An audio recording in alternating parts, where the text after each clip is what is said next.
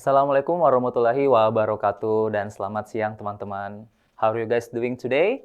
I hope you are all doing great and be blessed with health. Saya senang sekali bisa kembali berdiri di depan teman-teman sekalian untuk belajar kembali melalui channel edukasi kesayangan kita, yaitu Smart School. Generasi smart, berkarakter, cerdas Ki.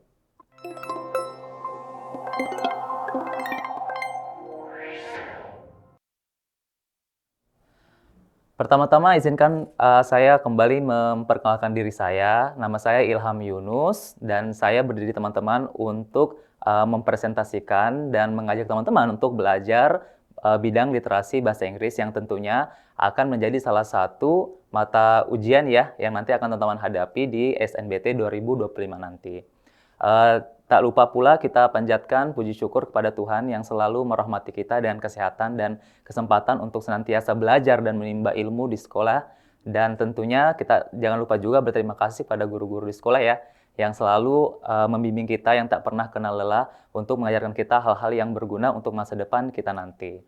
Oke nih ya, di sini ada teks 2 ya teman-teman. Nah kelihatannya masih tentang kesehatan juga nih, tentang herbal ya, tentang obat-obatan. Di sini ada berapa paragraf? Kita cek dulu, paragraf 1, paragraf 2, paragraf 3. Oke, sama ya, cuma 3 paragraf kayak tadi. Oh tadi kayaknya 4 paragraf ya.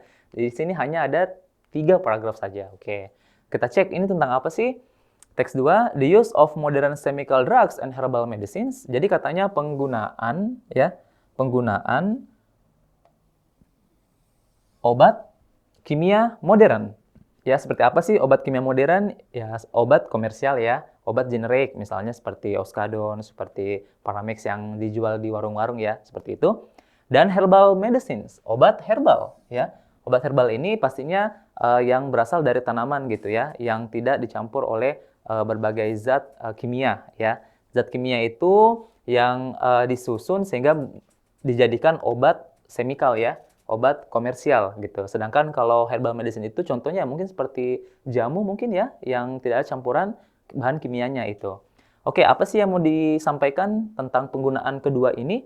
Including herbs simultaneously to treat certain disease must be exercised carefully. Oke, jadi katanya antara penggunaan obat kimia dan obat herbal ya, katanya yang mana diperuntukkan untuk secara bersamaan ya, simultaneously itu artinya secara bersamaan mengobati penyakit harus dilakukan secara hati-hati. Wah, ini penting nih. Jadi hati-hati ya dalam menggabungkan katanya gitu antara obat kimia dan obat herbal itu. Kita cek dulu apa sih yang menjadi kekhawatiran di sini ya, yang menjadi fokus bacaan khususnya. Jadi kita cek di sini kalimat terakhir ya, misalnya similar harms happen in the combined use. Jadi katanya ada harms ya. Harms ini seperti kerugian gitu ya, kecelakaan seperti itu atau kesialan kalau kita artikan ke bahasa Indonesia ya, atau ke penyalahgunaan gitu. Happen ya in the combined use terjadi kalau kita menggunakan kombinasi metformin ya dan teh hitam untuk mengobati apa? Diabetes katanya. Nah, jadi katanya metformin ini adalah salah satu obat yang bisa mengobati diabetes, begitu juga dengan black tea atau teh hitam. Kalau kita kelompokkan, sepertinya teh hitam ini dia masuknya di herbal medicines ya, teman-teman. Sedangkan kalau metformin ini adalah obat kimia gitu. Oke. Dua-duanya bisa mengobati diabetes katanya. Oke, sekarang kita cek if both are used individually, kalau misalnya dua-duanya dipakai secara individual, artinya terpisah ya. Misalnya saya dan teman saya minum black tea, teman saya minum metformin, they can reduce blood sugar levels. Katanya zat tersebut bisa menurunkan gula darah gitu ya. Dengan large quantities ya, sangat kuat bisa menurunkan gula darah seperti itu.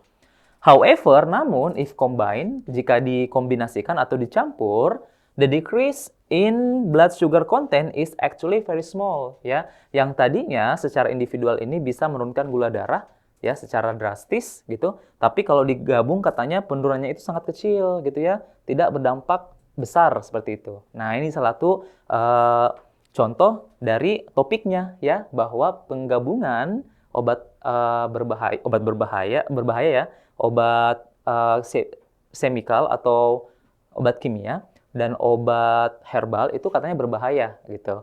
Jadi must be exercise carefully, harus hati-hati dilakukan gitu. Oke, itu ya yang menjadi topik untuk paragraf pertama. Sekarang kita cek paragraf kedua. Nah, as for herbal medicines, besides being absorbed more slowly by the body, sometimes they are binding substances from chemical drugs gitu. Jadi katanya kalau obat herbal ini ya, katanya selain memang penyerapannya lebih lambat. Nah, mungkin tuh alasannya biasanya orang tidak mempertimbangkan menggunakan obat herbal biasanya untuk menyembuhkan penyakit karena penyerapannya lebih lambat katanya dibandingkan obat kimia gitu. Nah, terkadang they are binding substances, bisa mengikat zat-zat ya yang ada pada obat kimia gitu. Nah, kita lihat apakah itu berbahaya? As a result, jadi katanya dampaknya ya, dampak dari hal tersebut tidak optimal jadinya begitu ya. Contoh kalau kita lihat apa sih di sini, kita lihat kalimat terakhir ya. Kayak di sini garlic. Nah, garlic ini bawang putih ya, teman-teman. Nah, bawang putih ini katanya memiliki antikoagulan herbal medicine gitu. Tidak boleh dikombinasikan dengan obat seperti acetasol atau clopidogrel gitu. Karena bisa mengakibatkan pendarahan. Nah, jadi singkatnya bahwa ini berbahaya untuk kesehatan ya. Nah, begitu juga dengan paragraf ketiga bahwa di sini mau menerangkan bahwa ya di herbal di Indonesia itu ada banyak jumlahnya gitu. Hanya saja belum di standardized gitu, belum diberikan standar yang baik ya, sehingga penggunaannya itu masih perlu diberikan keterangan lebih lanjut seperti itu. Dan alasannya itu karena tanpa ada keterangan lebih lanjut biasanya herbal itu sudah terjual dengan baik ya. Nah, kesimpulannya apa di paragraf di teks ini? Bahwa penggabungan obat kimia ya dan obat herbal itu katanya bisa saja berbahaya begitu, atau mungkin bisa bermanfaat tapi harus dilakukan dengan sangat hati-hati gitu ya, tidak boleh sembarangan. Itu kurang lebih dari yang kita bisa ambil dari teks ini. Sekarang kita cek pertanyaannya. Oke, which is the most appropriate and general conclusion of the passage? Ya, jadi apa sih conclusion yang cocok dan secara general, secara umum dari bacaan tersebut? Nah, tadi kita sudah tangkap di paragraf 1, 2, dan 3 kita sudah kumpulkan bahwa penggabungan antara dua obatan ya, obat herbal dan obat kimia itu harus dilakukan secara hati-hati karena bisa berbahaya. Itu ya poinnya. Sekarang kita cek, Indonesia sudah memiliki obat yang sudah di-standardize. Nah, sedangkan tadi paragraf ketiga katanya belum ya. Dan ini tidak mewakili satu bacaan. Karena apa? Nah, pembahasan mengenai Indonesia hanya ada paragraf ketiga. Jadi A tidak bisa jadi jawaban. Coba kalau bagian B, mengkonsumsi obat ya yang herbal dan chemical ini memiliki potensi untuk menyembuhkan atau meningkatkan kesehatan. Nah, sebaliknya tadi katanya harus hati-hati ya karena bisa saja berbahaya, bukan meningkatkan kesehatan. Jadi B ini justru bertolak belakang ya dengan fakta pada bacaan. Kemudian bagian C, penggunaan obat herbal dan kimia ini yang kalau dikombinasikan atau digabungkan harus sangat hati-hati berdasarkan saran atau preskripsi. Nah, secara kesimpulan ini bisa ya teman-teman, karena harus hati-hati gitu. Strictly ya, harus hati-hati ya dalam penggunaannya dan mungkin harus berdasarkan saran dari dokter. C ini bisa jadi jawaban. Coba kalau delta, proses untuk mengstandardizing herbal medicine sangat rumit dan mahal dan membutuhkan waktu lama. Tentang standardizing hanya ada di paragraf ketiga ya, tidak mewakili satu bacaan. Kita diminta yang satu bacaan. Tuh, jadi D nggak bisa. Nah, bagaimana dengan E?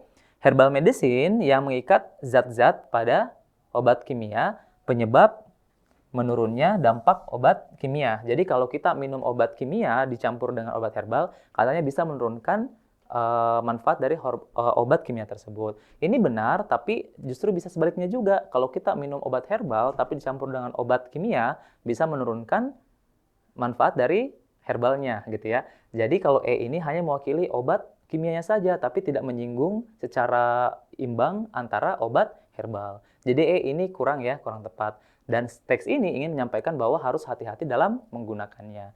Jadi yang benar adalah Charlie di sini ya. Harus hati-hati dalam penggunaannya itu. Bisa ya teman-teman ya, dalam menyimpulkan bacaan ya secara singkat seperti itu tadi. Jadi kumpulkan poinnya, kemudian teman-teman tentukan yang mana antara A dan E yang bisa mewakili bacaan tersebut tanpa meninggalkan poin-poin pentingnya. Baik, jadi saya rasa itu ya teman-teman ya untuk, presentasi hari ini, pelajaran kita hari ini, kita sudah membahas 2 teks yang berbeda dan 2 pertanyaan yang berbeda tentang kesimpulan.